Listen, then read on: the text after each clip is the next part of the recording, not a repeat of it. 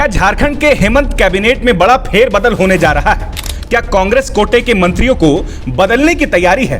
क्या हेमंत कैबिनेट में शामिल कांग्रेस कोटे से मंत्रियों को हटाकर पार्टी के दूसरे विधायकों को मौका देने की तैयारी चल रही है?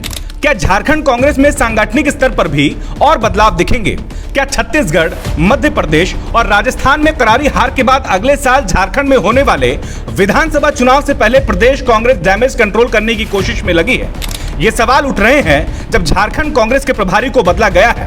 दरअसल शनिवार को प्रदेश कांग्रेस प्रभारी अविनाश पांडे को हटा दिया गया। उनकी जगह जम्मू कश्मीर के गुलाम अहमद मीर को झारखंड कांग्रेस का नया प्रभारी बनाया गया है। 17 नए प्रवक्ताओं की भी सूची जारी की गई है।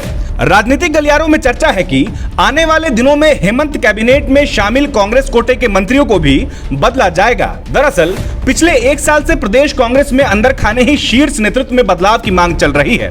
संगठन के भीतर ही कई कद्दावर नेता इशारों में ही अपनी दावेदारी पेश करते हुए शीर्ष नेतृत्व के कामकाज पर सवाल उठा रहे हैं। इतना ही नहीं, कुछ विधायकों ने तो अलग अलग मौके पर दिल्ली दरबार में हाजिरी लगाकर भी प्रदेश नेतृत्व के बारे में कानाफूसी की है। आरोप लगाया है कि मौजूदा नेतृत्व में कार्यकर्ताओं और जमीनी नेताओं को पर्याप्त सम्मान नहीं दिया जा रहा है।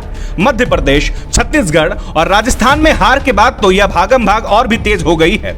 नेता छोड़िए, शीर्ष नेतृत्व में शामिल एक बड़े नेता ने तो यहां तक कह दिया कि झारखंड में संगठन कागजों में चल रहा है, समीक्षा नहीं हुई तो यहां भी बुरी तरह से हारेंगे। मध्य प्रदेश और छत्तीसगढ़ के विधानसभा चुनाव में आदिवासी सीटों पर पार्टी का बुरा प्रदर्शन रहा और इसलिए झारखंड जैसे आदिवासी बहुल राज्य में भी नेतृत्व परिवर्तन की मांग उठने लगी। प्रभारी और अध्यक्ष की ओर से इशारा करके कहा गया कि एक आदिवासी बहुल राज्य में ये लोग मास अपीलिंग नेता नहीं है।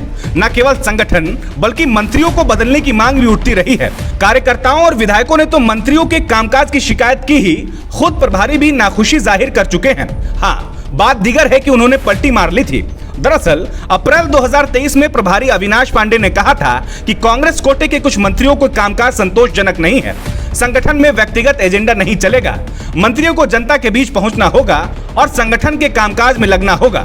अविनाश पांडे ने कहा था कि मंत्रियों को टास्क दिया गया है, अगर कमी हुई तो जिम्मेदारी बदली भी जा सकती है।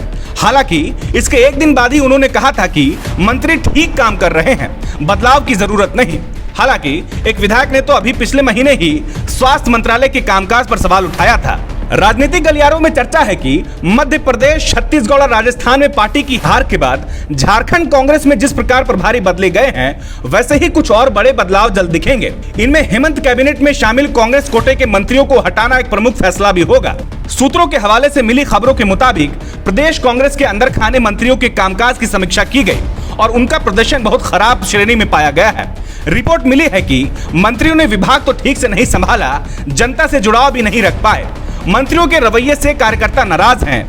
मंत्री बनने के बाद इन नेताओं ने कार्यकर्ताओं को पर्याप्त सम्मान नहीं दिया। मौजूदा प्रदेश अध्यक्ष राजेश ठाकुर ने भी कहा था कि अब कार्यकर्ताओं को सम्मान मिलेगा। इसी वजह से जनसंवाद कार्यक्रम भी शुरू किया गया था।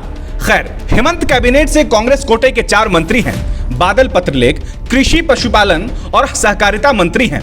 बन्ना गुप्ता स्वास्थ्य, परिवार कल्याण और आपदा प्रबंधन का मंत्रालय देखते हैं। रामेश्वर उरांव वित्त और खाद्य मंत्रालय देखते हैं। वहीं आलमगीर आलम के पास ग्रामीण विकास और पंचायती राज मंत्रालय है। रिपोर्ट्स के मुताबिक इन चारों में से एक मंत्री का कामकाज तो बेहद ही खराब रहा है। कम से कम 3 लोग तो जाएंगे। उनकी जगह 3 नए लोगों को मौका दिया जा सकता है। वे 3 लोग कौन होंगे यह वक्त बताएगा। इतना तो तय है कि 3 राज्यों के हार ने कांग्रेस संगठन का कान जरूर खड़े कर दिए हैं। The follow-up.in. Like, share, and subscribe.